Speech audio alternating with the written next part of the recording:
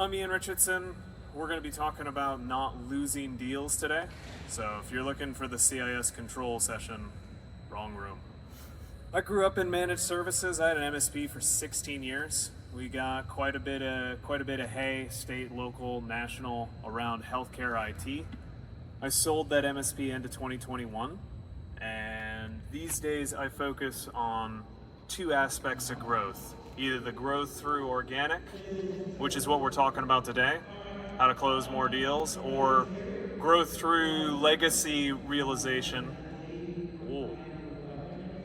That's gonna be tough to compete with. I'm gonna have to talk louder than Matt Lee, which is gonna be really, really hard. Just talk faster. Talk faster, yeah. So we do two things. We help people grow their business. We help people sell their business at the end of the day. And when it comes to Lion Guard, I think I was MSP number 8. So long time Lion Guard supporter. They pay me actually every time I mention attack surface management because this is a sponsored talk. I saw a bingo card, and right in the middle there was attack surface management, hearing it 10 times within a conversation. So everyone here knows what attack surface management is, right? Yep.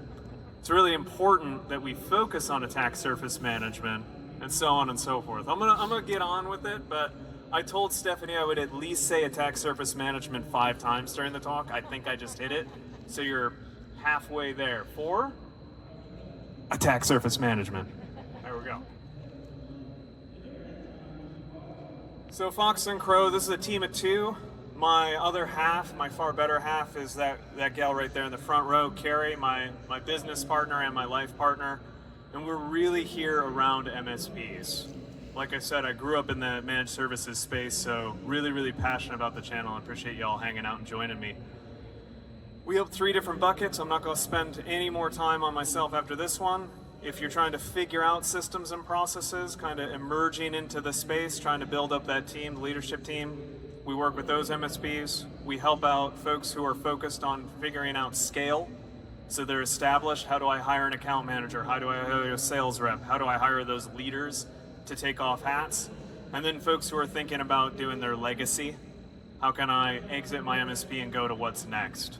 Those are the real 3 buckets, and any one of these buckets this stuff applies to, because if you talk to Chris over there in the second to back row, organic sales is critical for exit planning, and organic sales is what makes us all grow.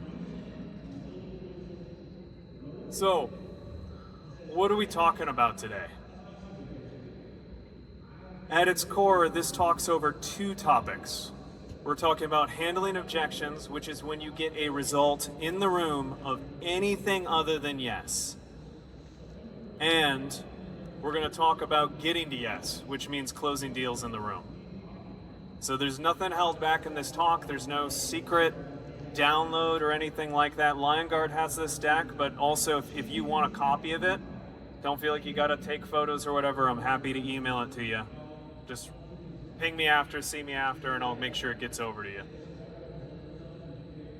At its core, our job is to be curious when it comes to MSP sales.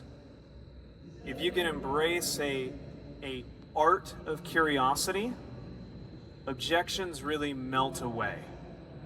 Objections are almost always a gut reaction. They come from down here. So if we're thinking through those objections logically, we can unpack them. And the way to unpack them is through questions. And that's going to be one of the key takeaways of this talk. And the first question to ask ourselves is, hey, what causes an objection? I had an MSP for 16 years, and at about year 11, I started writing down, first in a notebook, then a little Word document, then in a OneNote, then actually in a CRM. Hey, why did I lose that deal? What went bump in the night? Where did I go wrong? And over time, I noticed some patterns in my own world. And then when Carrie and I started Fox and Crow, I got access to a big bucket of data Because where I had perspective from one MSP, mine, she had perspective of 1,000 MSPs across North America from running a call center for 10 years that did deal sourcing for MSPs. And we found out an interesting couple of statistics. First off, when you think about those objections, the sources are a multitude. People have stress in their life, and it happens from all sorts of factors. You got in a fight with your spouse. There's something going on in a relationship. Your kid has something going on at school. You've got friends who might be in distress. You have community that might be in stress. There might be something going on in your faith at church. Any number of things. And then, that one right in the middle there. Anyone ever have stress at work? Managed service? Any sort of... It's not really a stressful industry in technology management and services. Nothing ever goes bump. In your client's world, remembering the human across the table unlocks the key to thinking about objections logically instead of emotionally. When someone throws an objection out, not only is it not always about you, it is rarely about you. Rarely are you the source of whatever objection they're tossing out on the table. It's not this person that they met 20, 30, 50 minutes ago. It's something that's happened in their career, in their past, over and over and over again. Some sort of trauma, either all the way back in childhood or just maybe a few weeks ago, that's saying, nope, my defenses are up, my walls are up. Remember that this person you're talking with has no history with you. So they have no reason to trust you and every reason to distrust you. I mentioned some interesting statistics we found once we looked at the data. The first big stat, there's only 7 objections in managed services sales. Only 7.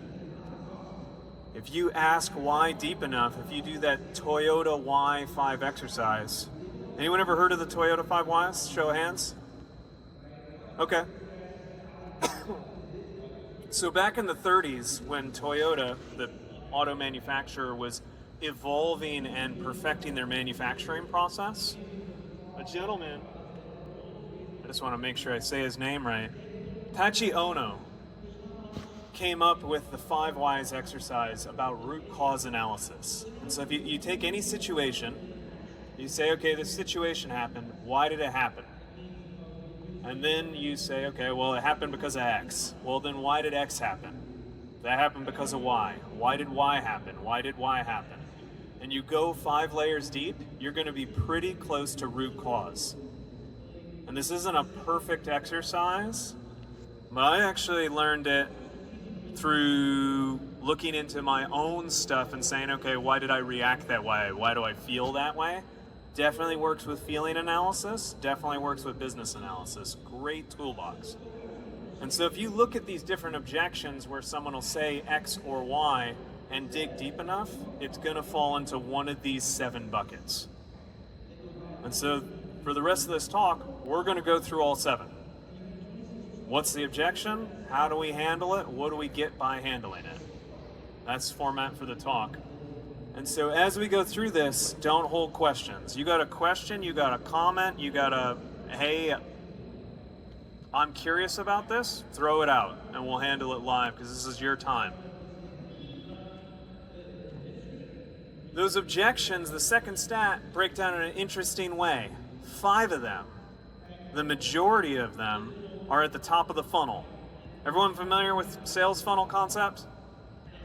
Kinda? Suspects up at the top. Suspects move to prospects. Once you engage with them, you get them interested. Prospects move into discovery or qualified through sales activity, through those discussions, and that leads to a proposal. Proposals lead to closed clients. It's when they say yes and they buy, and those closed clients become referral sources once we do our job. That's the MSP sales funnel as we recommend it. Suspect, prospect, proposal, close, referral source. And until you get them down to the bottom of that funnel, our work is never done. So there's 5 that happen up at the top, and there's 2 that happen at stage 4, at the closing table. But once you get them into prospect and they're agreeing to talk with you, you're not gonna have to deal with the majority of objections, and the rest of them, it's almost our deal to lose once they've said yes. This is like, you know, you're talking with someone, they agree to go on a date with you, it's your job to screw it up now. So don't do that, says the guy who's done that for 16 years. Quick framework I want to share. When you're handling an objection, any objection at the top of the funnel, there's a 3-step process you can use. And we've seen this proven out, again, over 1,000 MSPs for 10 years. This works. First off, you cannot handle an objection if you ignore the person talking to you. We have to listen first. And the way to listen, the way that we can make sure we understand what the objection is say it back. Acknowledge it. Hey, I hear we're not interested in XYZ. I hear that we're not around this. Okay, I'm acknowledging it. You said X. Next off, redirect and state a fact about your business, and this fact should be relevant to them. So if they say, hey, we don't need IT support, and you say, I hear you don't need IT support, we've got 10 people on staff, not necessarily relevant to the conversation, so tie it in. And the bottom end goal is you're going to keep the conversation going. Anyone want to hazard a guess on how we're going to do that? I can give a hint. What's the acronym? ASK. ASK, and that spells ask. Number 1 takeaway out of this talk. If you want to keep a conversation going, ask questions. Questions are where we're going to show our value. Questions are how we're going to build rapport. Questions build up trust. Questions tear down barriers. Questions create alignment. So if you can embrace curiosity as a superpower, which is super hard for highly technical people, and I'm just speaking for my spot in the sandbox, I used to be one. Who here stems from tech background versus business background? You guys are really smart, right? Like, can do things with computers that are really, really, really powerful. That works against us in sales. When I'm doing a sales appointment, I am 100% the dumbest person in the room. Every question is on board. I am embracing it. Because that curiosity as a superpower is what opens the door. It just blows up walls. So first objection, first bucket. We don't need IT. Don't need it.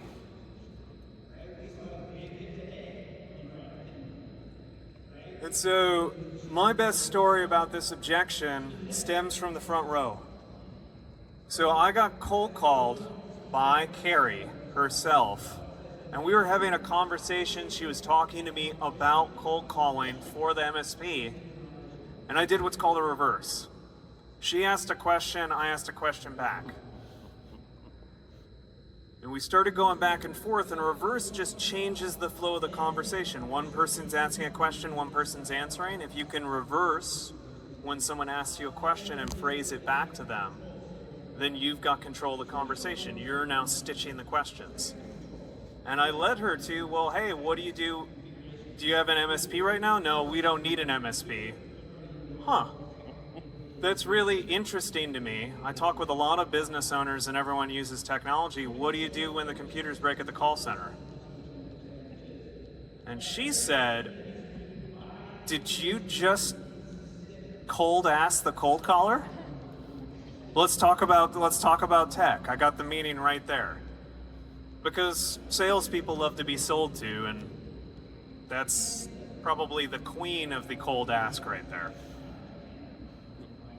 We don't need IT. I understand you're not currently in the market for IT services. We've been supporting law firms in Atlanta for 20 years. Obviously, in this situation, I'm talking to a law practice. We've been providing support to industry type for amount of years you've been in business in municipality. Or we've been helping job title with common problem for X. You can use a formula to build this fact, but you memorize it. Who do you call when your computers break? What do you do when the internet goes down? What happens when your case management software doesn't work? That last one's tying into that vertical specificity. What do we get from this objection? Because objections have a common thread. We found that too after looking at data. On this one, we learn about their current IT support method. Who do you call when the computers break? We call Bob. Oh, who's Bob? Well, Bob's our guy. So Bob works for you? No, he doesn't work for us. He works for a third party. Oh, and is it just Bob at the third party, or is he part of a team? Oh, he's got a team. Well, how long have you been working with Bob? About 10 years. You're doing a back and forth conversation. It's not an interrogation. You're just curious. You're leaning into that. But we learned that Bob's a primary tech. They've got a 10-year relationship. There is a team. It's a third-party outsourced company. And if there's a team with a 10-year relationship, chances are there's going to be some spider webs in the closet. So I'm going to be hitting them with something next. You can also learn an attitude around IT. And IT's just out of control. It's absolutely stupid. I try to keep as much cost down as possible. Well, hey, thank you so much for your time. In sales, our most valuable resource is our time. We can't buy more of it. Once we expend it, it's gone. Right? So if we're digging a hole after this unqualified lead, we're just losing the opportunity to grow. Get it out of the funnel quick. Disqualify, disqualify, disqualify. Most importantly, we're keeping an opportunity to move the conversation forward. On the other side of the spectrum, you might have someone buttoned down. Well, hey, thanks for calling, but we have IT well in hand. Well, all right then. I'm really happy to hear that you see the value in IT services. We've been providing services to law firms in Atlanta for 20 years. When's the last time you reviewed your emergency response plan? So I mentioned I had a 16-year MSP and we were big in healthcare. And healthcare, if any of you guys have done that, healthcare folks here? You guys familiar with the word audit and how it'll make them kind of like, you'll never see someone in healthcare kind of sit up straighter than when you say the A word. When was the last time you had a third-party audit of your systems? They'll sit up straight because everyone's got PTSD around audits. Well, how do you mean? Oh, I'm not talking about OCR or anything like that, opportunity to show some vertical knowledge, but when have you had a third-party audit of your IT systems? Oh, we've never really done that. Is it worthwhile having someone come in to take a look to help out the existing firm? Yeah, it probably is. I'm leading them to a yes. How do we know what else is there? You can't see a forest when you're in the trees.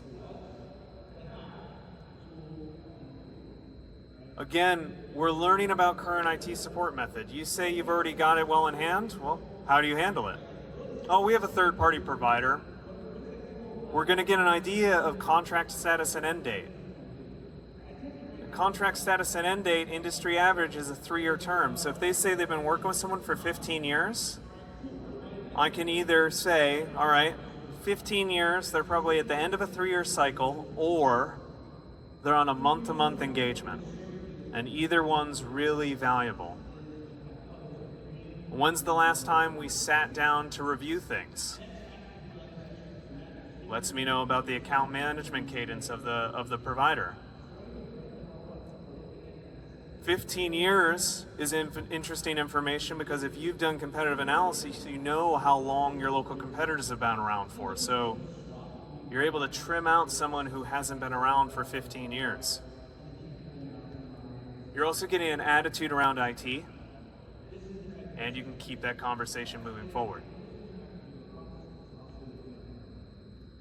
This next one's probably my favorite objection out of the prospecting objections. We don't take sales calls. Leave me alone. I don't do that.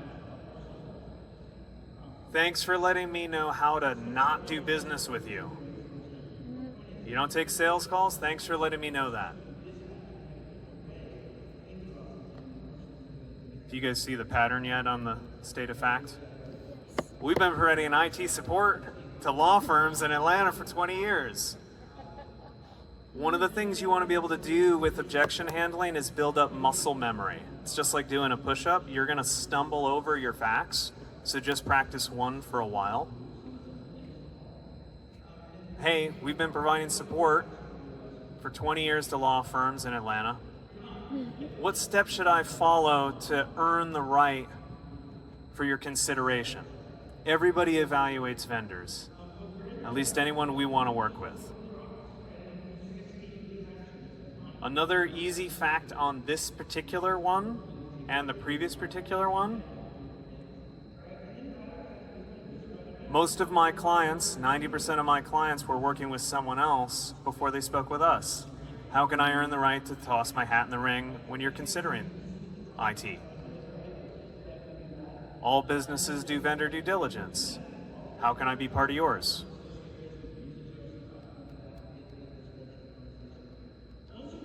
This objection gives different data.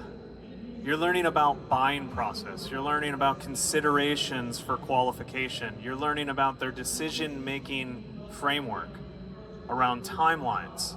Here's when they're thinking about IT. You might even get a decision maker name. Is it you who handles that process? Well, me and the CEO. Oh, and who's the CEO over there? Even if you don't ask who that is, you know, they're not the CEO, but they might say CEO and CFO, and then you can Google CEO company ABC. Chances are they'll come up with social media these days.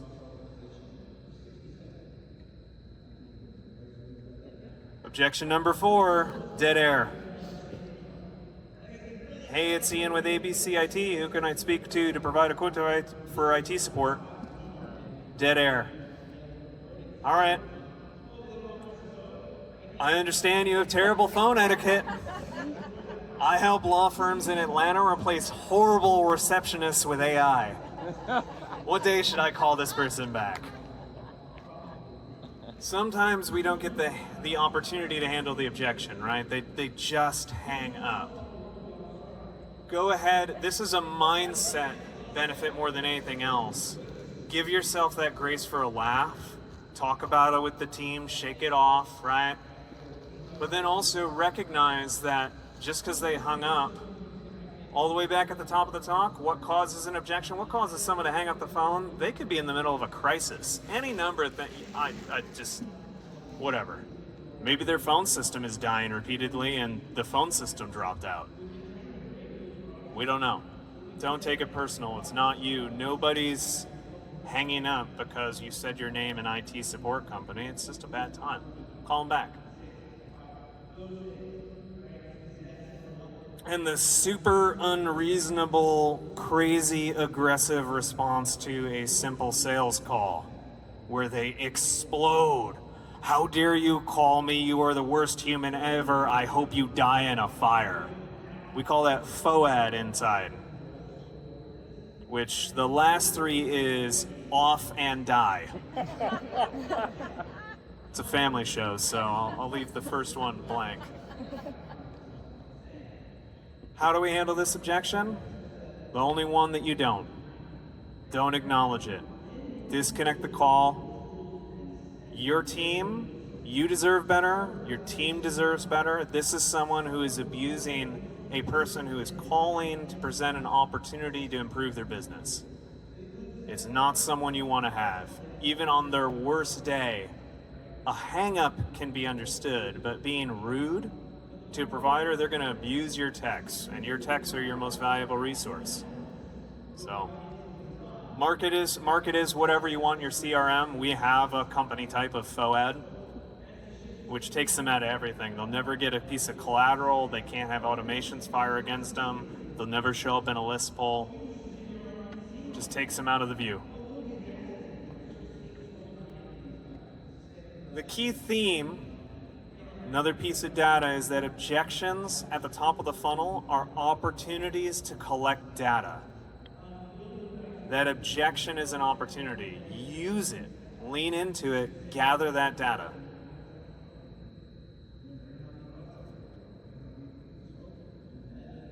So let's switch gears. I mentioned, hey, the vast majority at the top. We've got those at the bottom of the funnel too.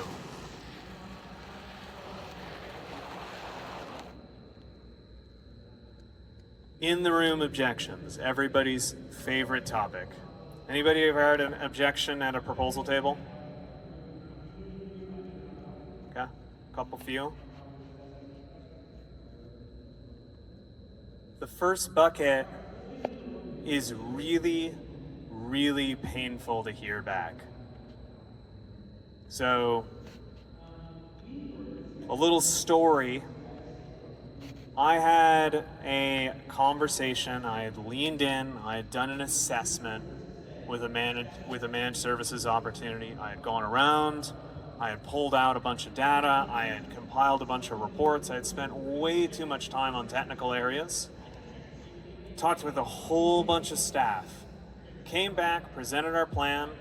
We were standardized by then, so it's a pretty standard plan. Ran through, hey, here's all these problems, we'll solve it, we've got this, we've got that. Was talking quite a bit about myself. At the end of the conversation, the CEO looked over and said, I don't believe you can help. And I felt about this tall. It had been 10 hours of time. I had brought out a couple of senior engineers. We had diagnosed some problems. Leaned way too heavy into it, said we've got this, we've got that, we've got this, we can do this, we can do that, I don't believe you can help. The CEO didn't have faith because we hadn't established it. We hadn't earned the right to ask for business there.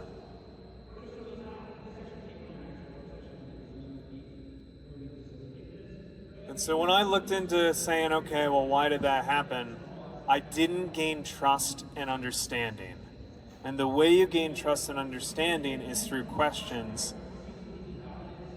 And really, these are questions usually not about money. I'll say that again. The way we're gaining trust and understanding isn't questions about money. It's not about costs. Psychology shows that we're really irrational critters when it comes to decision making. We buy with emotions. We buy based off of feeling, not necessarily based off of logic, especially when you're down in the small business sector. You've got 1 to 4 decision makers. So here's a common scenario. You guys let me know if I'm on base or off base on this one. So why are we talking today? Well, our system keeps going down. Okay, what system?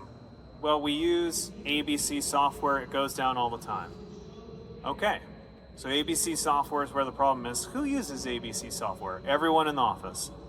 And you mentioned you had 25 people? Yep, they all use it. Yep.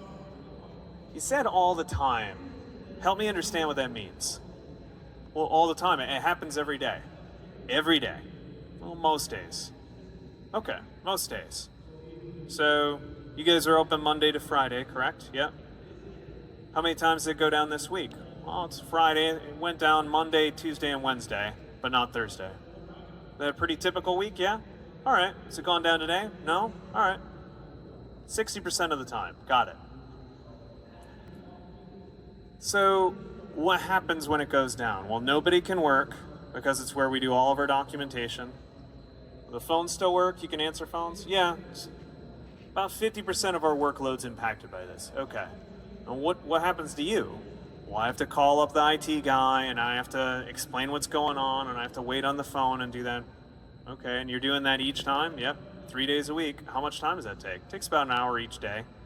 So you're losing 3 hours a week to this issue. Yeah. How long has it been going on for?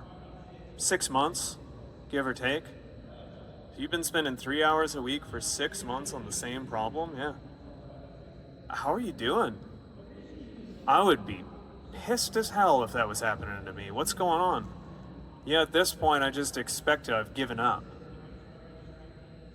I'm sorry to hear that. That sounds hard to carry. Hey, what would happen in your world if you got those 3 hours back? Well, payroll wouldn't be such a struggle. Is payroll stressful? Yeah, because of XYZ. Well, tell me about that. I just shifted gears. I know what's happening with the current problem, but now I found a different problem.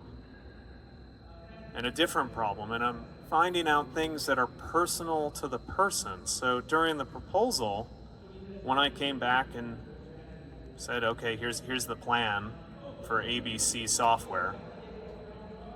Here's our plan around ABC software, and Carrie, you had mentioned that this is happening every week. It's been going on for 6 months. You're losing about 3 hours a week to it. And it's preventing you from solving that payroll issue, which is high stress for you because we're having some payroll misses and that's causing upset team.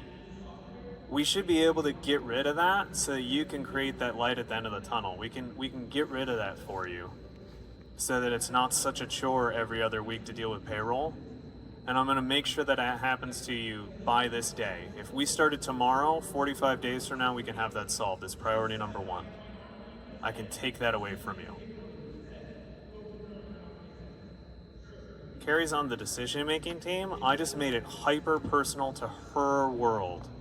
I'm gonna use the phrases she mentioned, the feelings that she mentioned, to bring her back to that space and say, I understand, I get it, and I'm focused on you. Those decision makers and champions and influencers are people, and we've got to be able to pull those feelings out of them. So if this has happened to you, like it happened to me, lean into questioning and specifically lean into the feeling questions. Get into the person and about how they're feeling and about what would change in their world personally if those problems went away. Another question, who knows what the last objection is? I haven't mentioned it. I saved the best for last. Price. Who here's had a price objection? Wait, keep them up. Keep them up. Who here's had a price objection? All right, there's one guy who may not be charging enough in the room. It's everyone's favorite vendor line, but if we're not getting price objections, we know we're not charging enough, right? Like that's one of the big pieces. Oh. I just want to add to that. I think there's a humongous gap between what the customer knows about pricing and what the actual pricing is. I think there'd be less objection if they actually knew what the market was charging. So just to repeat it so everyone heard, the gentleman in the back mentioned, hey, there's a huge gap between what the customer's understanding of price and what the actual costs and price are in the marketplace.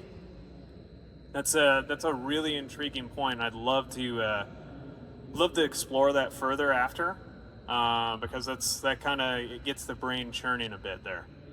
Hadn't thought about that. I appreciate that. You cost too much. So I mentioned we work with a lot of MSPs. MSPs are, that's what I did. That's who I choose to serve. I really have nothing but love. One of the things that we promise is hard, cold truths. Is everyone okay with cold, hard truths on why this happens? Yes. If you are getting price objections, the reason why is you, unfortunately. Your discovery sucks. You didn't monetize impact. You didn't figure out the cost of pain. You didn't figure out the cost of gain. You didn't show value for the dollars that would be expended. You didn't qualify their budget. We're all still friends? I didn't see anybody get up and leave with this slide, so let's talk through it, let's unpack it. Budget objections should never, ever happen in the room. You should be sharing ranges during discovery, so when we're figuring out things, you share ranges, and if it's out of the range, get them out there early, and I'm not just going to say that without giving an example. So, first off, I talked about monetizing pain and gain. We go back to Carrie and ABC software going on. Hey, how often is this happening? Who's it impact? When does it happen? How frequently? What's the impact? What's the value of that time? So I know that they have 25 people. The software goes down 60% of the week, 3 days a week. Takes an hour to get fixed of Carrie's time, and that they're about 50% productive. Hey Carrie, let me ask you this, since we were talking about payroll, what would you guess the loaded cost is of the team? Is it 20 bucks an hour, 30 bucks an hour, something different? Oh, it's around this.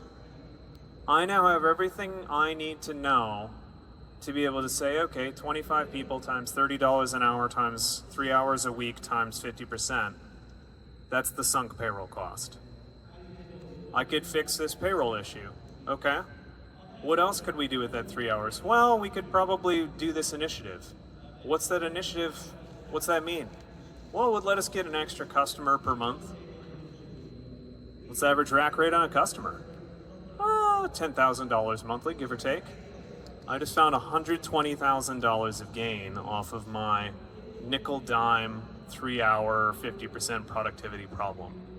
So tie in that future area and we've got the numbers put together. Everyone good on pain game? So range during discovery. Near the end of the discovery meeting, I'm always sticking to an agenda. So I make the promise up top, hey, I'm gonna set my timer here for about 80 minutes.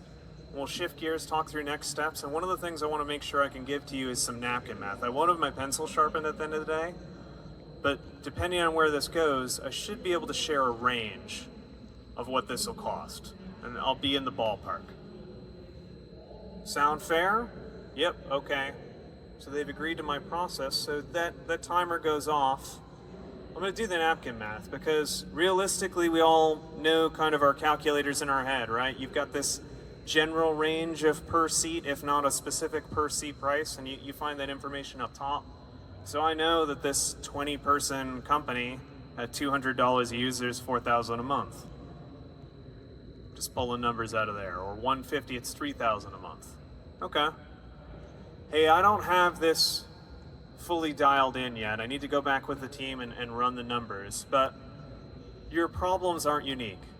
In fact, they're pretty common in law firms. Like I mentioned, we've been serving law firms in Atlanta for 20 years. And case management issues, as well as time tracking and dealing with ADP software is pretty common amongst your colleagues. And so for a law firm your size with your team with these issues, it's usually between $2,500 and $3,400 a month. If I can come up with a plan that you believe will help, is that fundable? I like the word fundable. I'm not saying can you afford it, because that's invitating a no. A fundable is, hey, can we invest in that? I'm trying to frame this as a positive. You talk about costs, it's a negative. Investments, always, everyone likes to invest stuff. Is that fundable? Can we make that investment?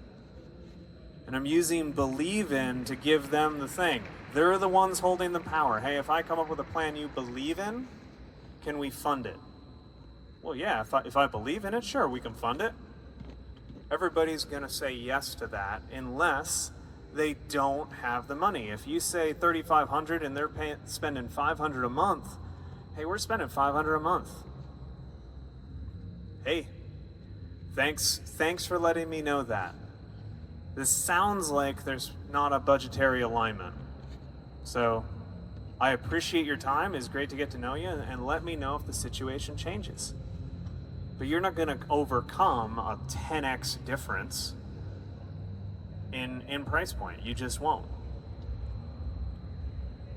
Empirically, just from the sandbox, I found that if I'm within 25 to 30% of current price point, I could overcome that. More than that, my hit rate went way, way, way down. So I just did that math. I took 10% of what they're paying, multiplied by 3, and said, is that the difference?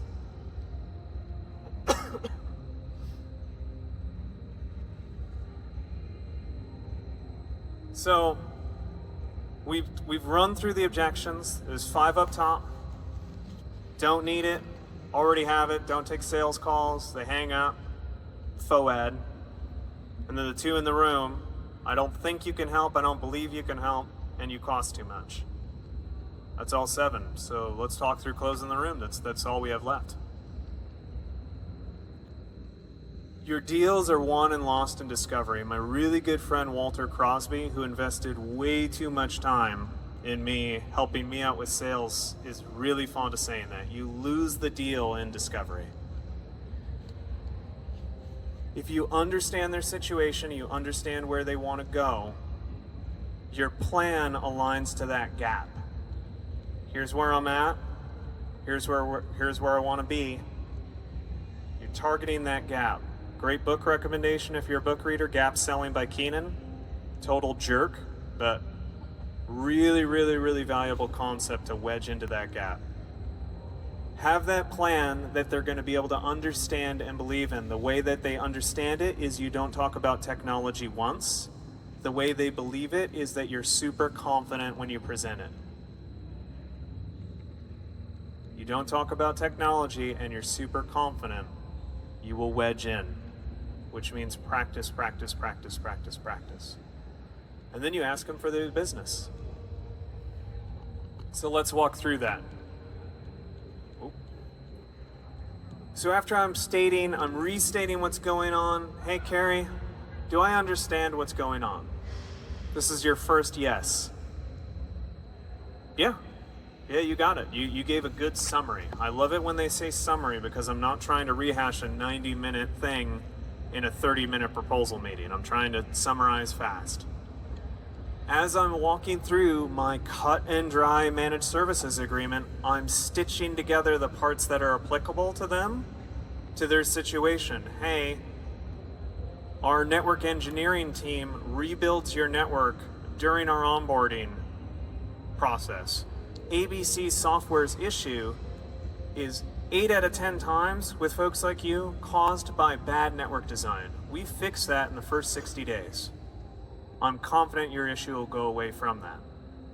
And then we'll be able to deal with that payroll problem, and then we can start growing by $10,000 a month and get that stress off your plate.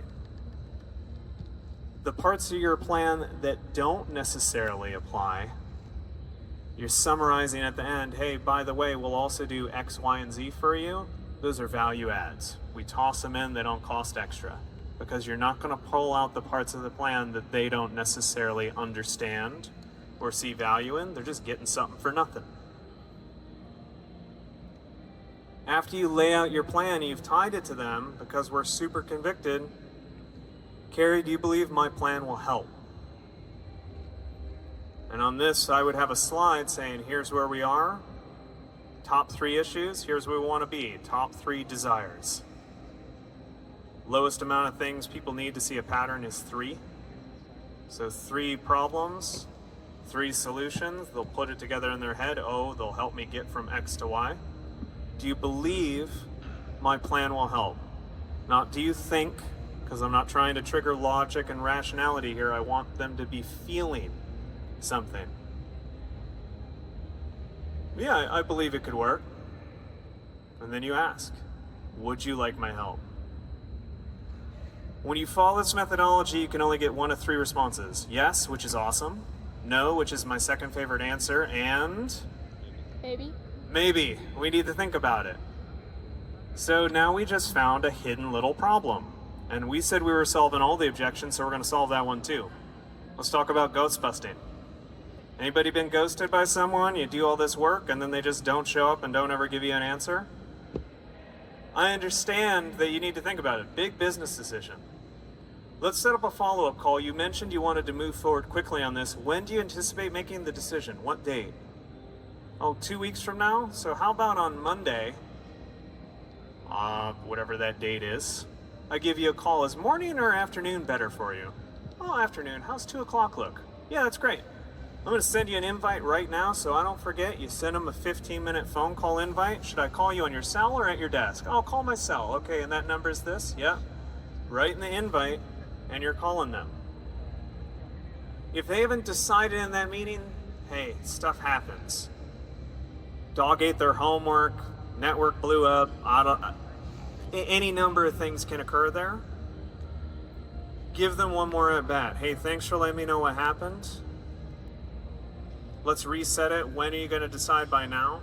But if they haven't decided then, they didn't decide in the room, they didn't decide at meeting number 1, they didn't decide at meeting number 2, write it off. You're chasing a ghost. They're never going to decide, because if this isn't important enough to them to make a strategic decision about IT, we whiffed something in timeline discovery. We didn't understand how important it was to them. They're not going to decide. They're uncomfortable saying no. Something's going on. Stop chasing them. End the pursuit. And right here, it looks like on the timeline clock, we got about 45 seconds. Anyone got any questions? Yeah, Matt.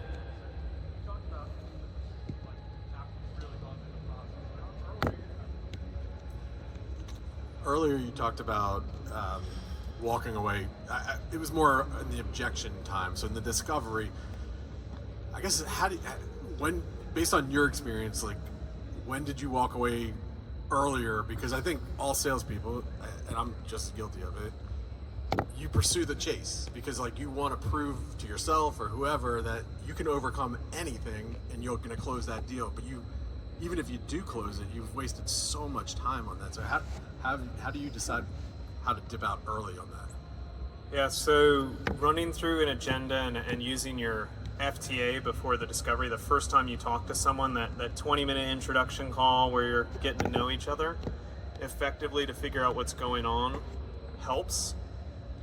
But if you've got a 90-minute discovery, keep 15 minutes at the end, and 5 minutes is really going to be around timeline and stakeholders. So we've done the discovery. I'm from healthcare. Usually that would be with an office manager. The office manager doesn't get to decide. They don't own the practice. The doctors do. And the doctor's never given me the time of day. Hey, so I feel we understand everything. When did you and doctor want to meet up on this? And I'm going to ask about timeline. When do you need to have a plan in place? When did you get tasked with solving this? And then you can set up a validation call quickly with doctor during lunch, before patients, after patients, to do a 15-minute run through. Say, hey, so that we don't end up with egg on our face, let me put together a summary of what's going on and the impacts, and we'll run that through that with doctor for 5-10 minutes. I know you're going to present the plan to them. I want to make sure that I'm not presenting a plan about something they don't care about. So any mistakes we make, I'm going to own, and if it's right, it's because you gave me the right information. But I don't want us to, either one of us, to have egg on our face or look foolish in front of doctor. So when can we set up that call? But that's what I would do, is just assess the timeline right there in discovery. When do you need to have the decision made by? Because if they're, well, we're thinking about it, well, what's that mean? Well, we don't know if we're going to do something or not.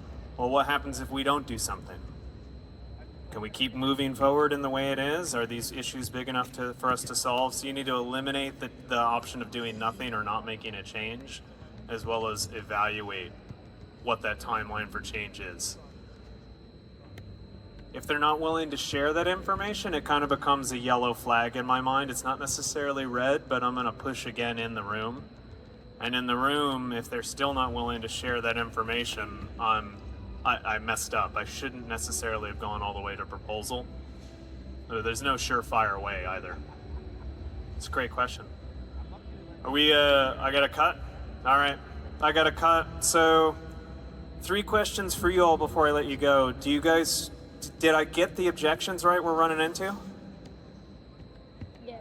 You guys feel like this talk track equipped us to handle them better? Yeah. Would you guys tell a friend? Yeah. That QR code takes you to Google reviews for Fox and Crow. 5-star reviews is a way of telling a friend. I appreciate you all. Thanks very much.